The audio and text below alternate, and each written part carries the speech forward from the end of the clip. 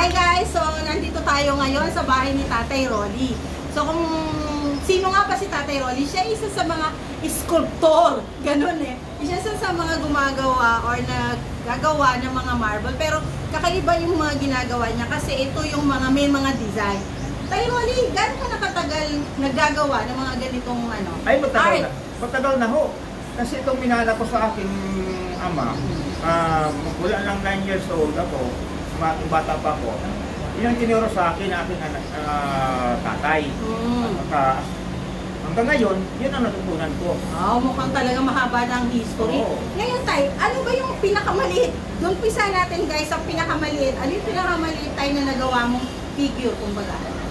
Ay, marami na ho ang ginagawa namin maliit. May gumawa ko kami ng mga maliit na yung parang sa scorpion. Okay. Ay, grabe ah.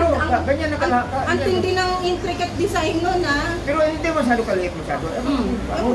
Hugas scorpion lang. Hugas scorpion. Kung gano'ng kalaki talaga yung scorpion.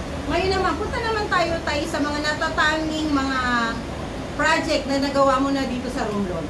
Ano yung malalaking ano? Kasi nabalitaan ko, meron kang ginawa dito sa bayan. Oo. Yung gumagawa ng Almiris. Kami yan. Ako gumawa niyan. Kami yung makasama. Mga kasama kayo mo? Kasi ano namin, asosasyon eh. Asosasyon. Pero gano'ng katagal mo tayo ginawa yun? Ay, kasi kami yan, ay nabot lang siguro ng mga 15 days kasi palitan kami. 15 days? Panghabol sa Labor Day. Labor Day talaga. Grabe no tayo, kasi nakakaano lang. Pero hindi ba napaka, ano tayo, hindi naman mahirap. Ilang klase bang marmol ang meron tayo dito sa Romblon? Kasi nakikita ko, di ba, like, meron parang dilaw. Oo, dito sa Romblon. Sa pag-ano ng, umaabot ng mga 70 varieties. Ay, 70 varieties? Oo. Marami klase ng marmol dito sa Romblon. Marami. Grabe, as in, kung mapapansin nyo nga, yung pumunta kami ng munisipyo, talagang yung mga baluster, yung mga poste, marble talaga, no? Sobrang ano. Tayo, paano ngayon yan? Kung halimbawa, meron silang gustong orderin, paano nila ka nakukonta? Kasi syempre, di ba, sa Maynila, may papadala sa yung design, ito yung gusto ko. So, paano nangyayari?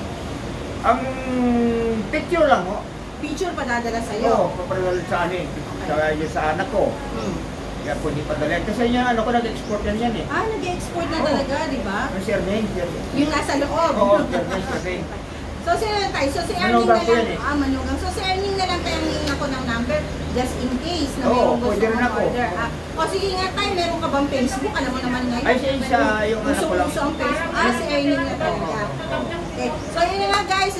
Tatay ay pwede nyo kontakin just in case gusto nyo magpagawa ng any figure na gusto nyo, ipadala nyo lang daw yung picture sa kanya or sa kanyang anak at sa ganun ayan nga, igagawa niya, i-deliver niya na sa inyo ng napakaganda buong buo. So ayan na guys, bye bye!